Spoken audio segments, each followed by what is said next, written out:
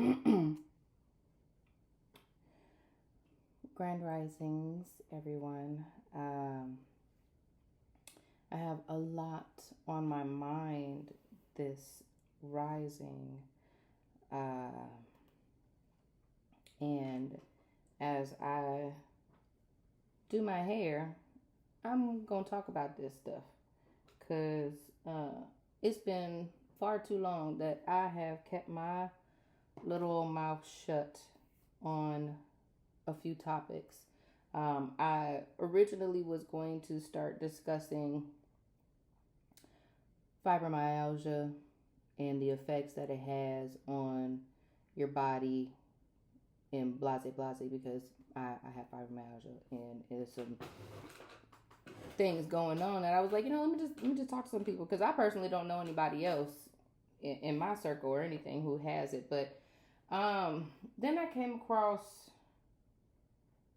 a few posts actually.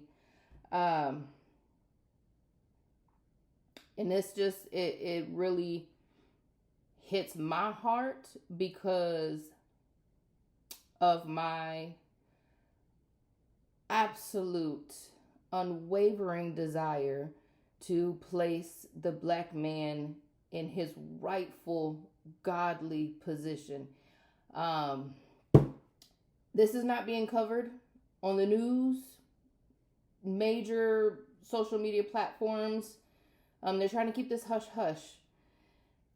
There's a young man, 21 years old, would have been 22 years old, Javion McGee from Illinois, I believe Chicago, Illinois. He's a truck driver. And just this past week, he was discovered hanging from a tree in North Carolina. The police department, the coroners, they are trying to keep this hush hush. They will not allow the mother to view the body. They are going so far as to say that this young black man who was about to have his 22nd birthday went to a Walmart, bought a rope himself, and hung himself. His truck was found more than 20 or so feet away from the tree that they found him hanging from. Now, it would almost feel redundant to say, y'all, it is 2024. And we are still dealing with lynching of our black men. Is it not enough that you're poisoning our food and you have already come up and succeeded in this program in which you've taken the black man out of our families, out of our homes, incarcerated them, turned them into estrogen pumped pussies. Okay? I'm pissed. I'm sorry. I'm going to say what I'm going to say. Y'all have taken our rock, our foundation, our gods. You have taken the head of our homes and you have turned them into something completely unrecognizable. And yet you still have the nerve to take what good men we do have left and hang them? This is more than just, the family should handle the situation. I'm outright. I'm from Minnesota. And Minnesota and Illinois might as well be the same state when it comes to me because everybody that I grew up with, if you wasn't from Minnesota, you was from Illinois. You was from Chicago. So my thing is Minnesota, Chicago, even Indiana, North Carolina, the whole United States. Y'all need to be in an uproar because I know this isn't the only person that is being dragged. There was a black man in one of these Texas hick-ass towns just a few years ago who was dragged down a dirt road for miles. Okay? These are things that even as a child, I remember watching movies and documentaries as a child, and seeing that these things was happening to our ancestors. My daddy was born in the 50s. My grandmama was born in the 20s. So my great grandma was born in the early 1900s. Like, I think it was like 1903 or something, 1890, something like that.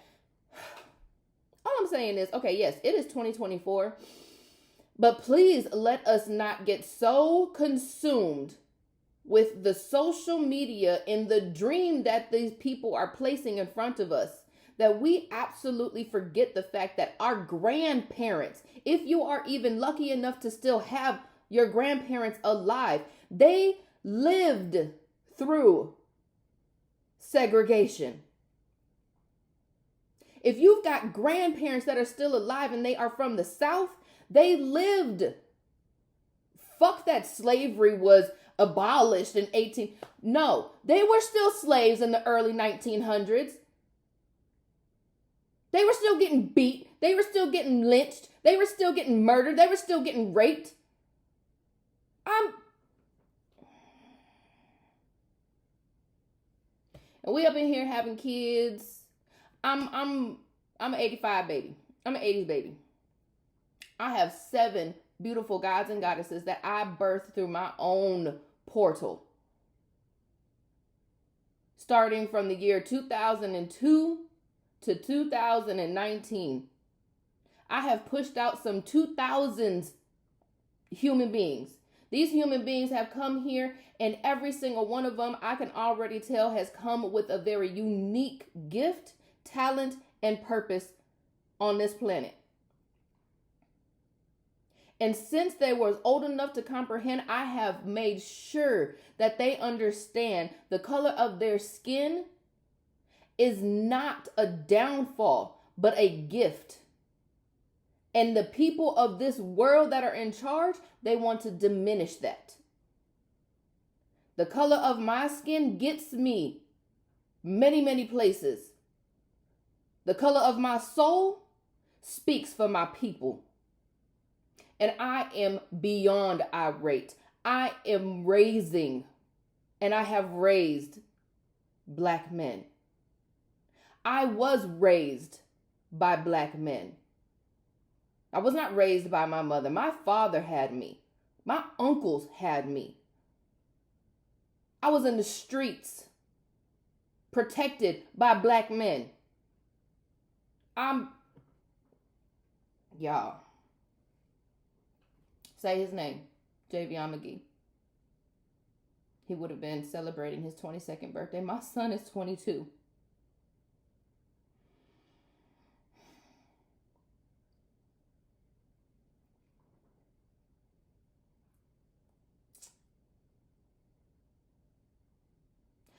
How have we, as God-chosen people, children of the sun, how have we gotten so complacent to the point where we just allow this to happen? We don't fight like we have the ability to. We are the strongest beings on this planet. We are able to withstand so much trauma and still keep on fighting and living and succeeding. There is not a single thing that a Black woman or man has faced that they have not overcome and made even better. And yet we still do not come together as a people and come against this system. We are stronger we have more numbers than they do. But we all up in this music entertainment and just living and devouring this nonsense that they're feeding us. I understand that I am just one entity, but I'm a strong entity. And until my last breath, you bet to guarantee that I'm going to fight for my people, especially the black man. I ain't taking this no more. I'm going to digress for a hot second.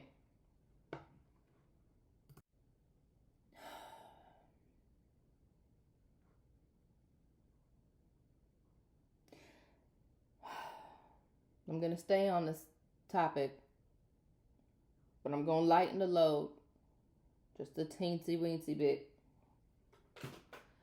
I was watching something before I went to sleep last night, and my mind is just consumed at the moment. So Jubilee, I think it was a YouTube channel, Jubilee. I'll pin it, or however they do that. I'll put the channel in the description. But yeah, so this conversation, I want to say it was eight black individuals, ranging from lighter than me to beautiful, dark. Beautiful. Oh, I love dark skin. And it was on the topic of colorism. All right. I was having a conversation with my 13-year-old daughter, who is caramel complected and has I would say almost 3C hair, Anywho, the conversations were, it was a series of questions, and the questions were geared towards, like I said, colorism, and one of the questions was, I have experienced colorism in my own personal community. And this has been a topic that I wanted to talk about for a really long time, but because of my color, I assumed that my voice had no value when it came to the black community. And again, this just stems from my childhood, because this is what I was taught. This is what I was told from my very own family. So I want to just give my point of view, story, my reality, in which I am transforming this reality by getting rid of the words and thoughts and perceptions of others that were forced upon me in my younger years. So, as many may know, and as some may not know, I did post a video. It's a hour-long video, and it's just a quick summary of who I am, where I came from, what happened to me, blase. But for those of you who are not fully capable of sticking to a video that long, it is quite entertaining. My life is a very entertaining tale. But no, I'll just give it to you like this. My dad was a very wonderful man before the conception of me. Per stories of my older siblings, he was a great father before he left them. He did karate. He taught art. He would always take the children out to eat and movies and from what I heard, he was a wonderful, wonderful dad, like the best, you know. Then he, in the 80s, discovered the coke scene, the party scene. All right. So the pimp scene, the pimp life. So he turns to pimping and drugs, and he meets a 17-year-old white woman who's on the streets, and from my understanding, she was already selling her body, and he takes her, as I guess, as pimps like to do, as protection. I'm gonna protect you from the crazies, and you're gonna safely make money, but you're gonna pay me for protecting you, and all that great stuff. So, one of the rules of pimping: don't get your hoes pregnant, right? Well, this one did. Many other of his hoes, prostitutes, whatever, they did get pregnant. They had abortions. This one, she did not want to have an abortion. So instead, she ran away from my father and got off of the streets. From my understanding, she went back to her mother, and her mother let her back in and was like, hey, as long as you leave that foolishness out there in the streets, I'm here for you and this baby. I do not know if I am my grandmother's only grandchild or first grandchild. I do not know my mother's family. I just know what I've been told. Okay. And so the whole year, whatever, the pregnancy goes by, and the first story that I was told is that but at a time where I was able to comprehend, when I start asking, where's my mom? How come everybody else got a mama? Where's my mama? The story that was given to me was my mother had given birth to me. She was a drug addict, a crack addict, and she gave birth to me in the hospital and left me in the hospital with a note for the nurses to contact my grandmother and my aunt. Right? This is predominantly my whole life. This is what I believed until I actually met my mother. And the truth is, and she has pictures to back this up. The truth is, after she ran away from my father, he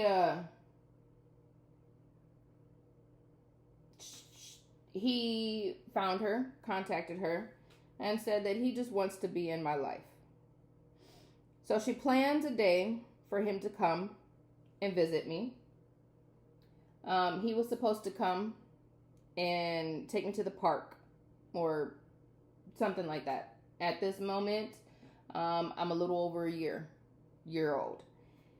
So he comes, he's hanging out with me, doing whatever. He leaves. Okay, great. Day one of Dad being in Joyland's life, my mother thought was quite successful. She lays me down for bed. She goes to bed herself. She hears something in the crib. It is my father climbing through the window. Okay, my apologies. All right, so where was I at? So she hears something going on. And by the time she comes into the room where my crib was at, my dad, him, he is jumping out the window with me in his arms. Now, with that little backstory, I'm going to get to the colorism part. Okay. So, the whole reason of why my dad did that was because of my family. There is only one other person in my family who has a child by a white woman, and the white woman raised that child. And my uncle married a black woman, very dark black woman, and had more children. Now, from my father,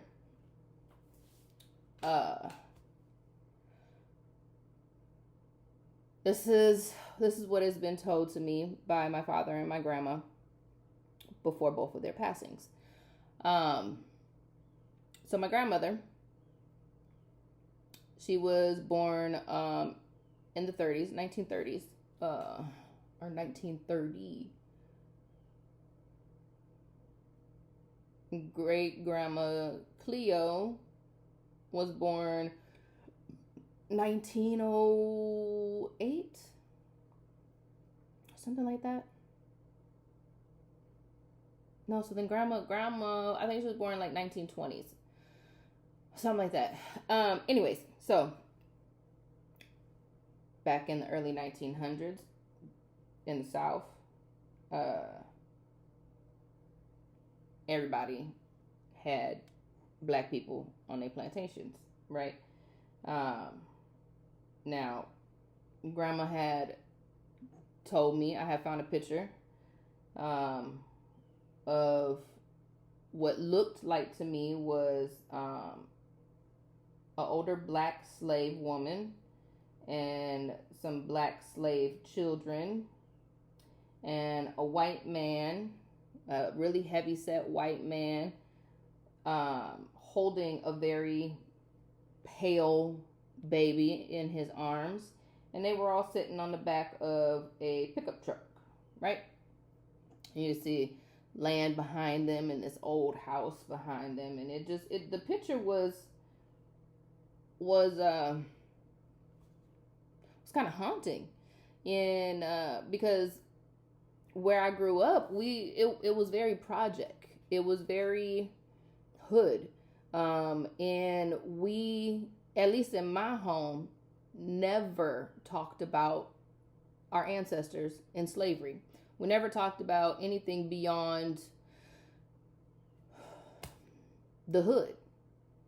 You know, my aunts and my uncles, they were always so drunk and so high. There was never any wisdom that was passed down.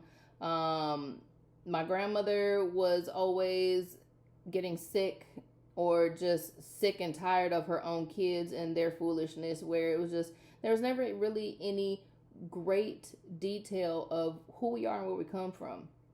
And the way that my life took play, with my dad always being on drugs and in and out of homelessness, I was not in the family a whole lot. Like my life ended up taking me to different shelters and bouncing around from here to there. I did stay with a lot of my relatives, but very short amount of times, because my dad would show up with me as if, just, hey, I'm just popping in to say what's up. I ain't seen you in a long time. I need to run to the store and go get some cigarettes, or I'll be right back. And the nigga would be gone for months. Okay. I don't know if I'm allowed to say the N word. I might have to delete that. Anyways. This YouTube thing is new to me. So it was an abomination in my family's eyes, my grandmother and everyone, to fraternize with the white people. Now, I have yet to actually accomplish my research in this, but the white man in the photo, I am told, is my grandmother's true dad. When I asked my aunts and uncles about this, they don't know about that. They just know they know what they was told. But grandma had let me know the reason why we are the skin color that we are is because after slavery was abolished, our family still lived on this plantation. Took up jobs. We were working. Grandma, great grand was in the kitchen, and the boys was in the field. This would have been great uncles and things in the field. They was workers, all right, paid workers at this time. And the story goes that 26 minutes. The story goes that the white man's wife no longer wanted to have these black people living on her land. She wanted them to be, quote unquote, set free. She was adapting to the new age, and she didn't want to see them no more. She just wanted them to be free. And he didn't do that. You know, who's gonna tend to the crops? Who's gonna clean and cook? And you know, he very much enjoyed the life that his slaves turned worker provided for him. So she left him.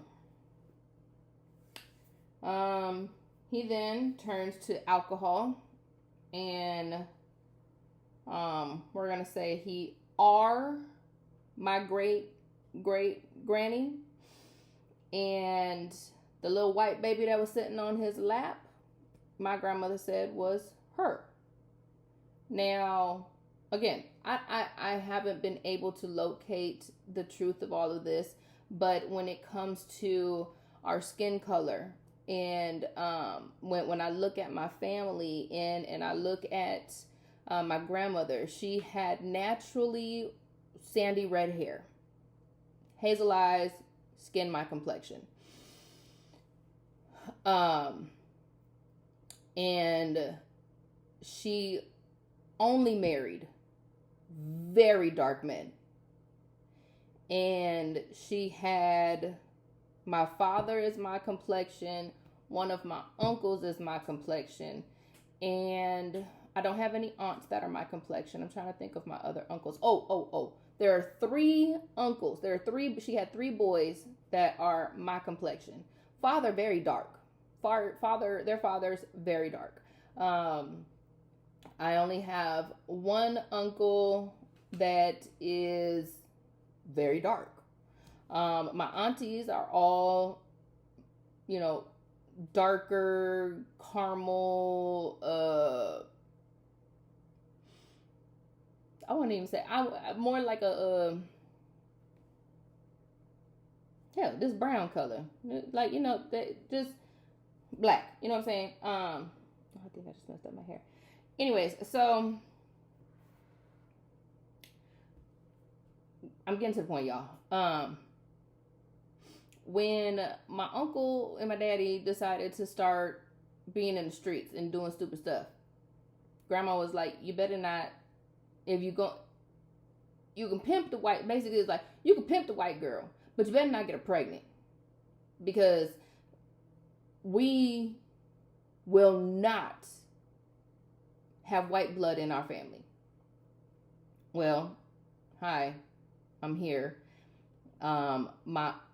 The only other cousin that I know of that has a white mother, I've seen her twice in my life. She was not raised in our family. No. So she did not get what I got. Now, to get to the colorism part, my uncles would I'm not sure if I'm allowed to say these words. Do very grown up things to little joy. And I would often get spit on. My hair would get pulled. I would get slapped around. On a few occasions, I got stomped, beaten pretty bad. And all because I have white blood in me. I'm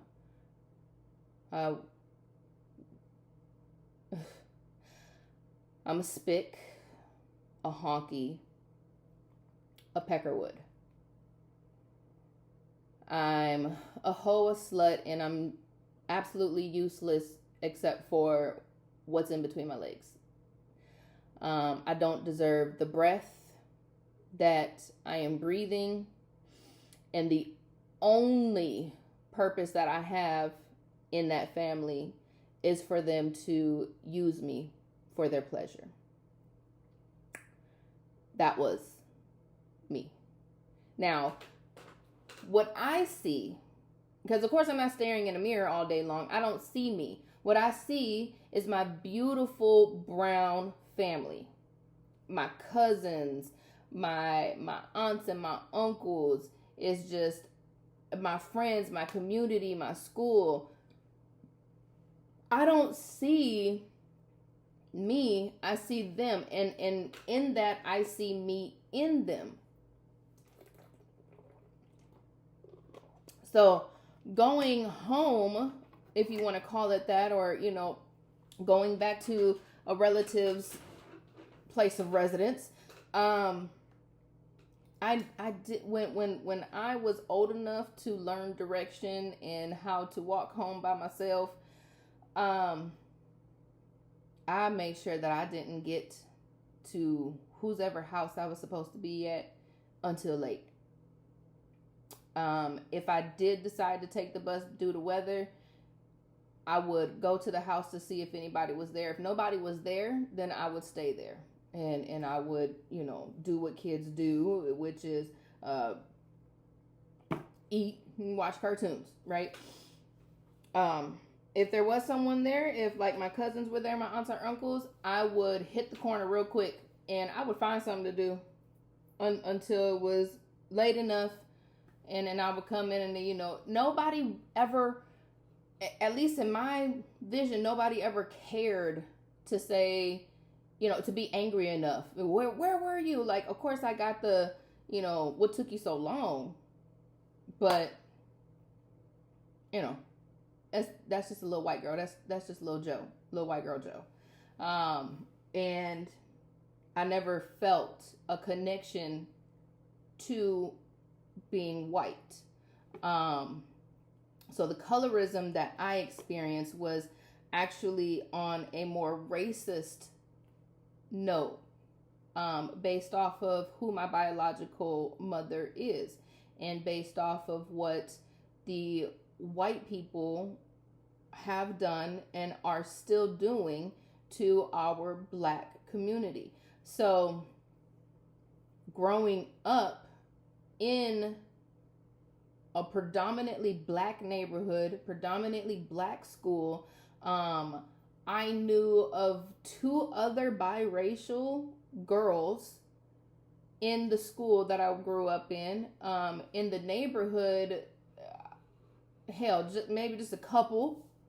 And the fighting that had to take place all the time because of my skin color was absolutely ridiculous. I was immediately thrown into over sexualization and when my father began a deep plunge into the crack pandemic, the whole hood knew who Junebug was, and I got in so many fights because of my dad being the neighborhood crackhead. So, when he was, this is now going into my teenage years, when he was around, if I wasn't displaced by someone else or had to go live with, I had to live with people who weren't even my family. I would honestly say the first time that I felt accepted being my color, not being who I am, but just being my color, is when my dad left me over at his ex-wife's family's place. And they're Native American. So they're light complected. Some of them have some nice tans going on, but they're all very light complected with straight hair, Native Americans. And that was the only time where my skin color wasn't an issue in my life. Now it was who you are related to. You're related to that dude. You come from the hood. You're ghetto. You're ratchet. You're nasty. You're improper. You talk weird. You dress weird. Why do you smell like smoke and grease? And now it became not about this. It became about where I'm from. And so, in a sense, it was like I had a break, and I didn't have anybody trying to touch me and use me for their pleasure. But then all of that boiled up, and I became so enraged because now I don't even know who I am. My whole countenance has been put a finger on, and everything that I look like, my hair, my eyes, my skin, the way that I talk, the way that I dress, everything is now under a fine microscope, and no one likes me. I don't even like me. I don't even know who I am.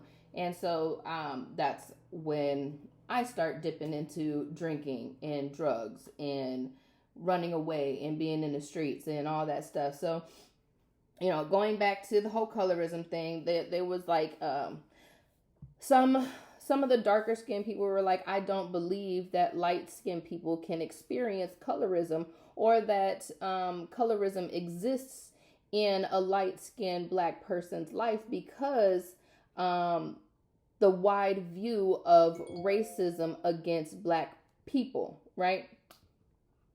So I just wanted to say, yeah, in my own home, per my own grandmother letting me know that her children were not allowed to mix and mingle with white people, and that she favored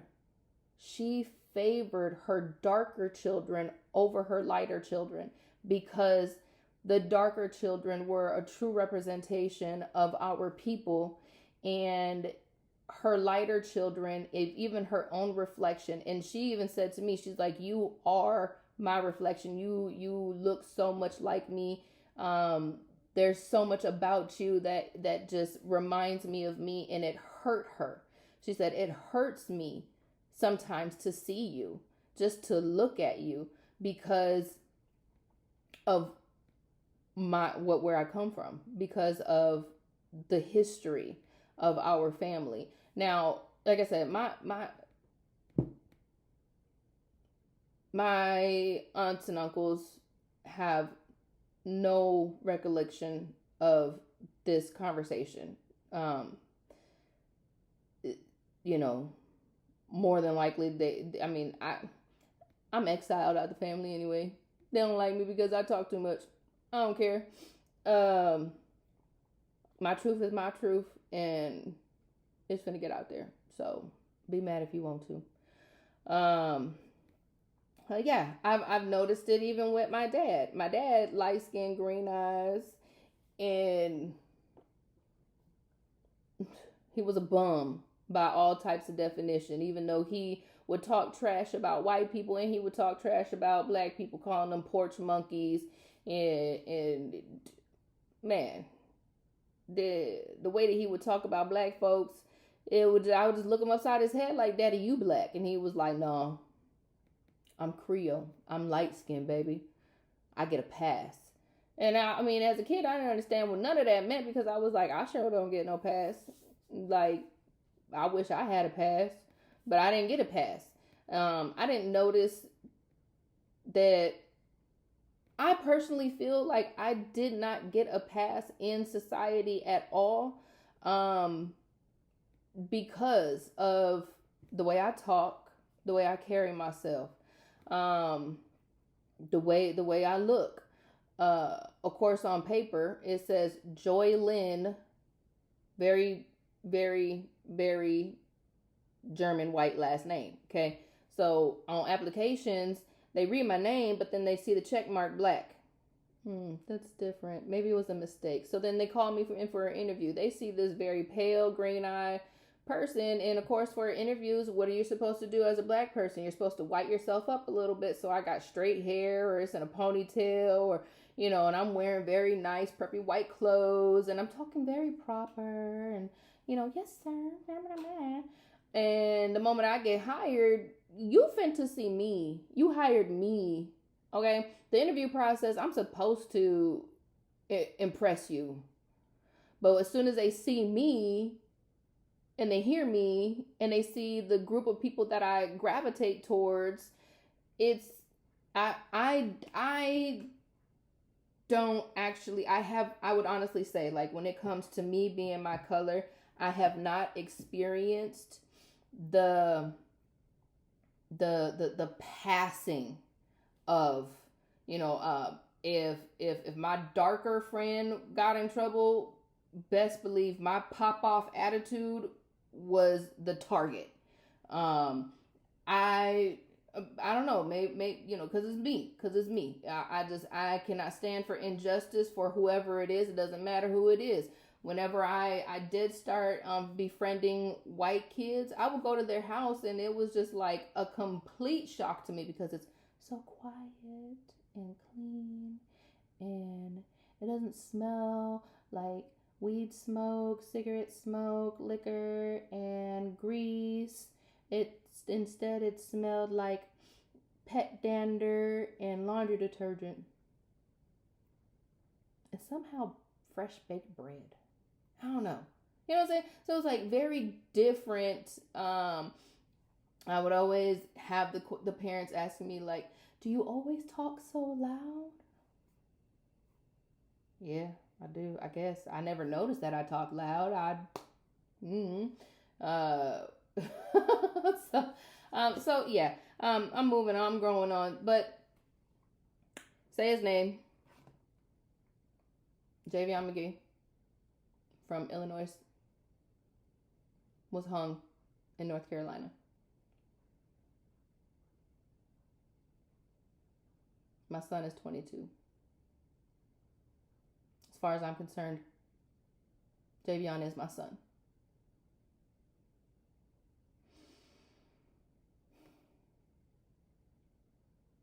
So yeah.